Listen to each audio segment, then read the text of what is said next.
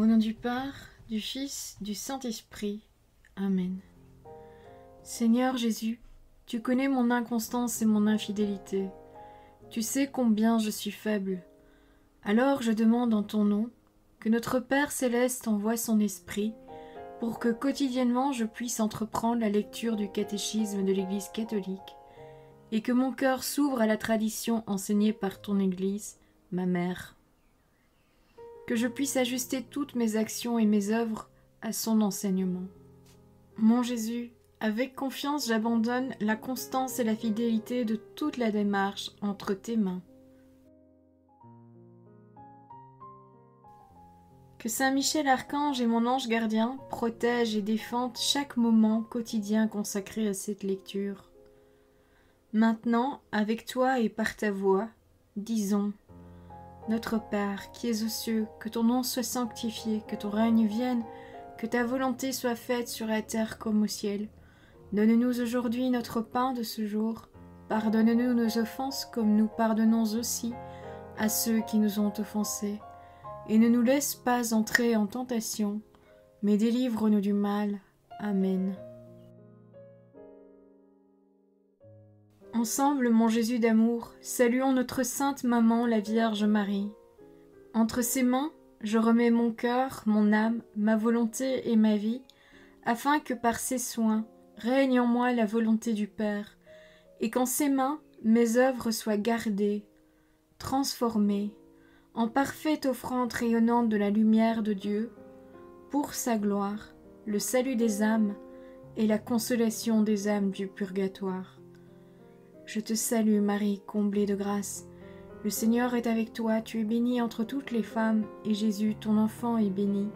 Sainte Marie, Mère de Dieu, prie pour nous, pauvres pécheurs, maintenant et à l'heure de notre mort. Amen. Je te salue Marie, comblée de grâce, le Seigneur est avec toi. Tu es bénie entre toutes les femmes, et Jésus, le fruit de tes entrailles, est béni. Sainte Marie, Mère de Dieu, prie pour nous, pauvres pécheurs, maintenant et à l'heure de notre mort. Amen. Je te salue Marie, comblée de grâce, le Seigneur est avec toi, tu es bénie entre toutes les femmes, et Jésus, le fruit de tes entrailles, est béni. Sainte Marie, Mère de Dieu, prie pour nous pauvres pécheurs, maintenant et à l'heure de notre mort. Amen.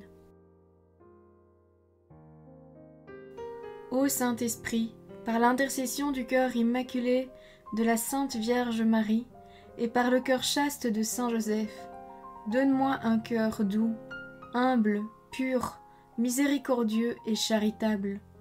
Rends-moi docile à tes célestes inspirations, et prompte à y répondre. Que mon cœur enflammé de ton amour soit en toutes ses œuvres dans la volonté du Père, œuvrant ainsi sous ton joug léger et joyeux. Père céleste, je fais ces demandes par les mérites, les œuvres et les souffrances de Jésus-Christ, ton Fils bien-aimé. En mon nom, au nom des âmes de ma famille, au nom des âmes de mes proches, au nom des âmes qui se sont recommandées à mes prières, au nom des âmes constituant ta Sainte Église, le pape, les cardinaux, les évêques, les prêtres, les religieux et religieuses, les laïcs, au nom des âmes qui ne te connaissent pas, des âmes des païens, des âmes des hérétiques, des âmes des apostats et des âmes froides, en tout temps, dans les siècles des siècles. Amen. 22e point du guide de lecture du catéchisme de l'Église catholique, la liturgie plus qu'un cérémonial. Les célébrations et les offices de l'Église se déroulent dans un tel assemblage de rites et de discours que les non-initiés sont tentés de n'y voir qu'un pur cérémonial. Du reste, n'est-ce point le langage populaire qui s'est approprié le vocabulaire liturgique qu'on en parle de grand-messe ou de culte à l'occasion d'une manifestation profane ou d'un événement sportif? Il faut reconnaître que le catéchisme de l'Église catholique ne traite pas de la liturgie sous son aspect le plus simple. Loin de réduire celle-ci à un protocole de gestes et symboles qui risque de procurer un sentiment d'étrangeté à ceux qui en ignorent le sens, le catéchisme de l'Église catholique élargit le regard du croyant pour rejoindre dans l'acte liturgique l'horizon de l'infini, celui du mystère de Dieu lui-même, ressaisi par la célébration. C'est le mystère qui s'est révélé dans la Pâque du Seigneur. La liturgie le contemple, le médite, le chante, en un mot, elle le célèbre. Par la liturgie, le Christ continue dans son Église l'œuvre de notre rédemption. Voir les numéros 1069 et 1070. Ce que le catéchisme de l'Église catholique cherche à faire comprendre, c'est que la liturgie met l'Église en état de veille. Elle se concentre dans la foi et la prière, elle se laisse conduire par l'Esprit pour témoigner au Père, dans une attitude d'adoration et de louange, son action de grâce pour le salut rédempteur accompli par le Fils. Elle s'unit ainsi à la louange de gloire de la Jérusalem céleste et se veut dans l'attente et l'espérance des cieux nouveaux et de la terre nouvelle. Voir le livre de l'Apocalypse au chapitre 21, le verset 1. Liturgie du ciel et célébration. La liturgie de l'Église, qu'elle soit du ciel ou de la terre, est tout entière célébration du salut, accompli par le Christ en son mystère de mort et de résurrection. Voir les numéros 1076, 1082, 1085, 1104 et 1655.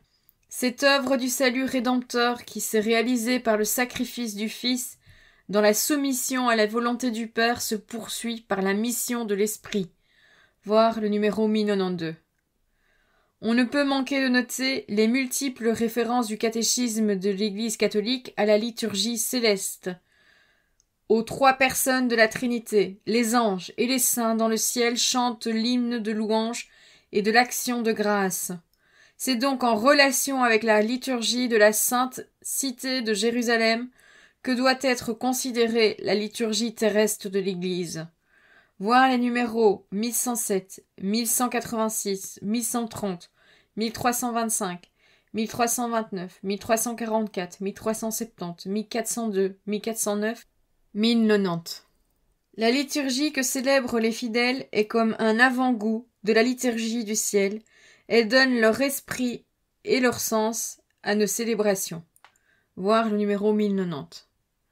En effet, l'esprit et le sens de nos liturgies, qu'elles soient sacramentelles ou eucharistiques, sont à chercher dans la louange et l'action de grâce pour les bénédictions reçues du Père qui nous a bénis en son Fils et nous donne l'esprit de l'adoption filiale. Le culte chrétien est d'abord le mouvement d'adoration qui tourne nos cœurs vers le Père pour l'infini de la grandeur et de la bonté qu'il a manifestée pour tous ses bienfaits, et surtout pour la grâce du salut qui nous a été acquise par la Pâque de son Fils. Voir les numéros 2639, 2637, 1110, 1077 à 1081, 2626, 1082 et 1088. À ce mouvement d'adoration du Père se joint celui de l'hommage que nous faisons par l'offrande de ses propres dons, sur laquelle nous le prions d'envoyer l'Esprit Saint pour qu'elle produise, dans la communion avec le Christ prêtre, les fruits de vie à la louange de gloire de sa grâce. Voir les numéros 1083, 1091, 1108. La célébration liturgique. Toute célébration se situe dans le temps de l'Église, ce temps nouveau inauguré par le don de l'Esprit pour la dispensation du mystère. Le Christ vit et agit en elle par les sacrements.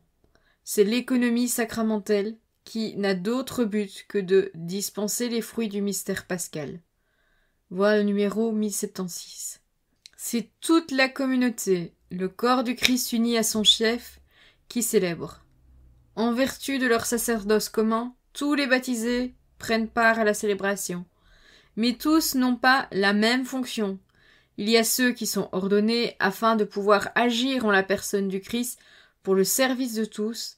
Ainsi se charpente la vie liturgique. Voir les numéros 1140 à 1142, 1144, 1087. En toute célébration se rencontrent des signes et des symboles qui expriment la pédagogie divine du salut.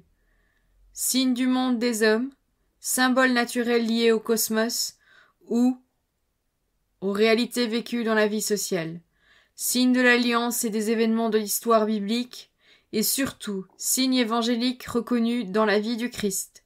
Tous entrent dans le vaste concert de la symbolique liturgique et sacramentelle. Voir les numéros 1145 à 1148 et 1150 à 1152. Si la liturgie est une geste qui se déploie par des rites visibles et concrets, elle est aussi parole, dans la mesure même où la parole de Dieu est présente afin d'accompagner les rites et de susciter la réponse de la foi. Dans les sacrements, on sait l'importance de la parole qui opère et accomplit le fruit spirituel signifié par le symbole.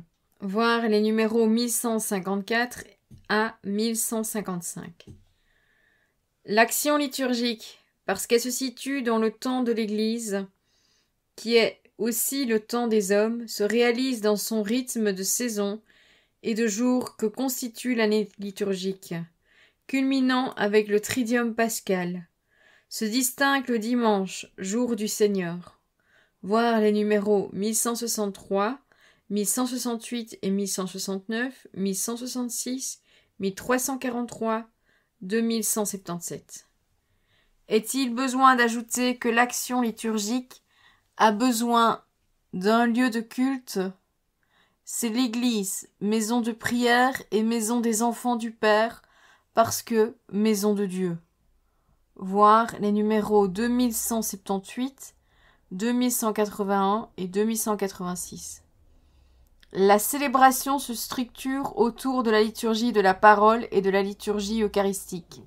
L'une et l'autre obéissent à un cérémonial dont les séquences appartiennent à la plus haute tradition et dont la substance ne peut se modifier.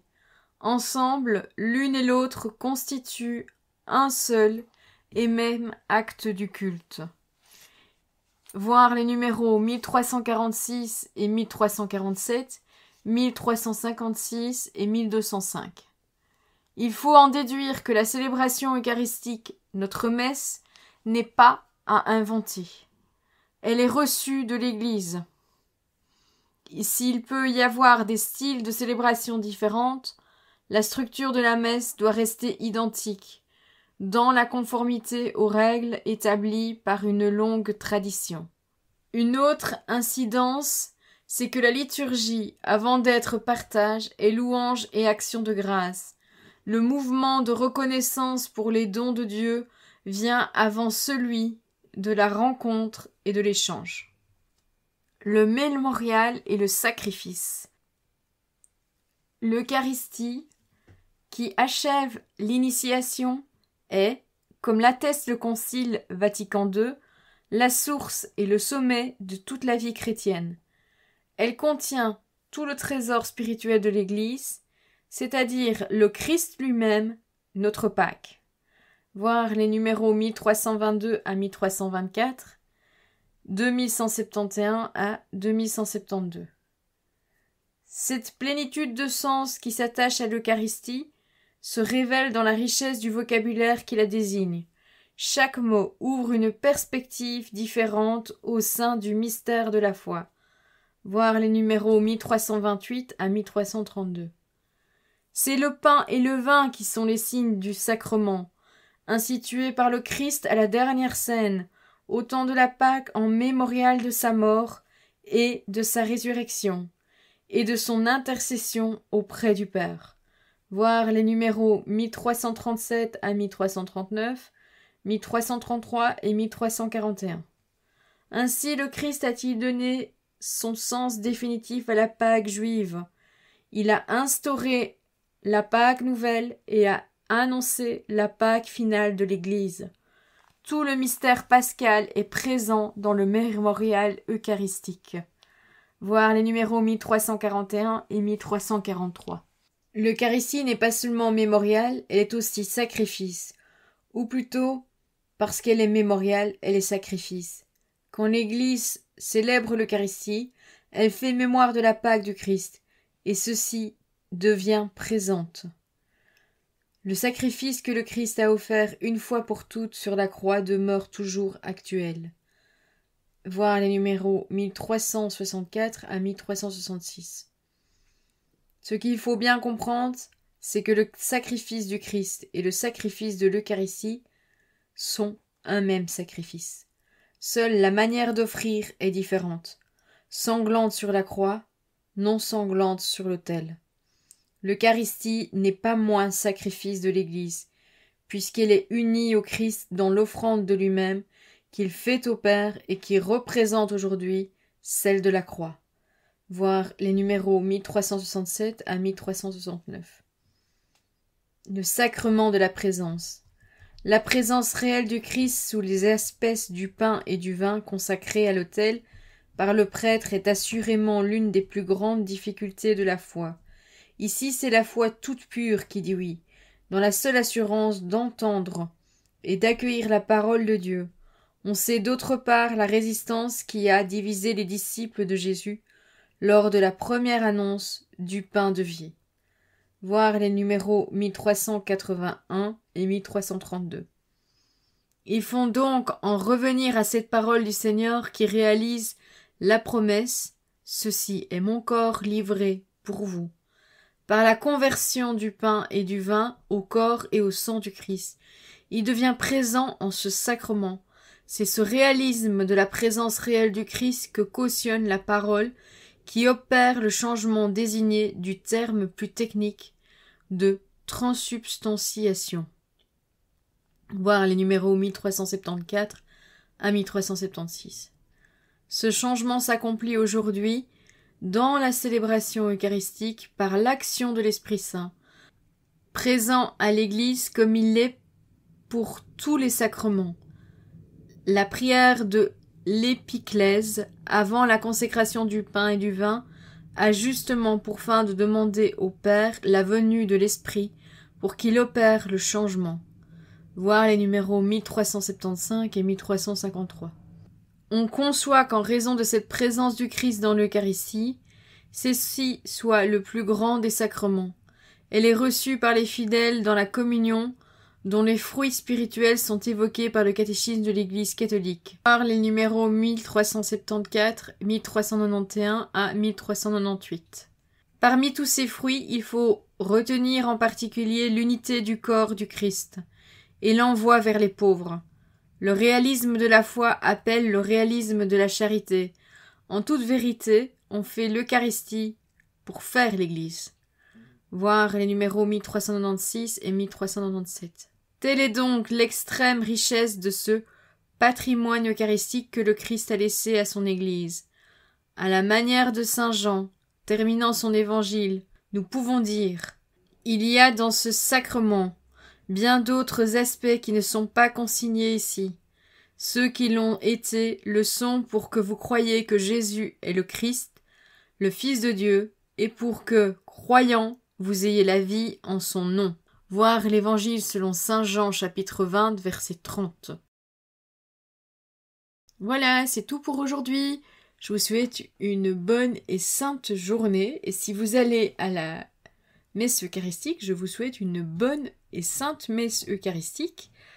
Que nous puissions tous grandir un peu plus chaque jour dans la profondeur de la compréhension de ce don qui nous est donné et auquel nous participons. Soyez bénis, que le Seigneur nous bénisse tous au nom du Père, du Fils, du Saint-Esprit. Amen.